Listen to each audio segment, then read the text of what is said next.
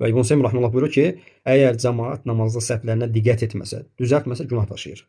Niyə görə günah daşıyır? Çünki Allah Resulü sallallahu əleyhi və səlləm buyurdu ki, saflarınız düzəl, yoxsa nə olar?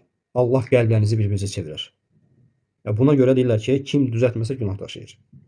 Və bir dəfə bizim müəllimlərimizdən, şeyxlərimizdən birinin başına gəlmiş bir hadisədir. Bu Filistin hadisələri olanda deməli məscidlərin birində imamdır. Deyir ki, bir dəfə deyir namaz qıldırıram və namazdan əvvəl də cəmaata bu cür, yəni imamın əmr etməsidir ki, sünnədir ittifaqla.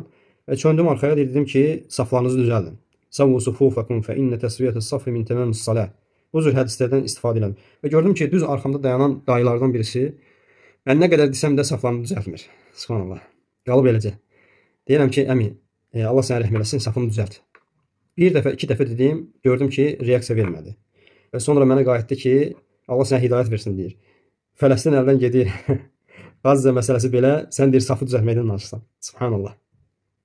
Və deyir ki, şeyx deyir ki, mən sonra deyir namazı bitirdikdən sonra dedim ki, vallahi Filistinin əldən getməsi, Qazzanın əldən getməsi və məhz sənin namazda safını düzəltmədiyinə görədir. Dəlil istəyirsiniz? Allah Resulü sallallahu əleyhi və səlləm buyurur ki, "La tusawwunna sufufakum aw la yukhalifannallahu beyne qulubikum." Saflarınızı düzəldəcəksiniz, yoxsa Allah qəlblərinizi bir-birinizə çevirəcək. Fikir verin. Yəni görün nəyə fikir verin, subhanallah. Yəni sənin namazda safları düzəltməməyin müsəlmanların qəlblərinin bir-birinə çevirməsi nəticəsindədir ki, müsəlmanlar zəifdirlər, subhanallah. İzzət əldən gedib. Ona görə diqqətli olmaq lazımdır. Bu cür bəzən insanın xırda gördüyü məsələlər, yəni böyük nəticələrə səbəb ola bilər.